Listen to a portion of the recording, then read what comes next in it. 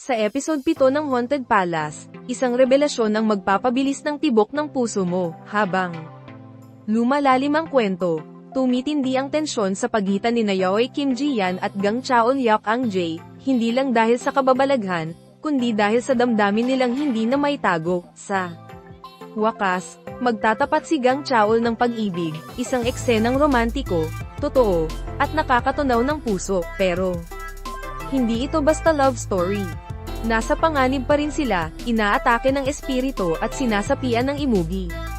Sa gitna ng lahat, tinanggap ni Yaoi ang kanyang pagka-shaman, at nahanap ang lakas kay Gang Chaol, ayon kina Director Yoon Ang-sik at writer Yeon Soo-jung, tunay ang chemistry ng dalawang bida, at asahan pa ang mas maraming kilig, huwag palampasin ang Haunted Palace Episode 7 ngayong Mayo 9, alas 9:55 p.m. KST. Ihanda ang sarili sa isang gabing puno ng hiwaga at pag-ibig.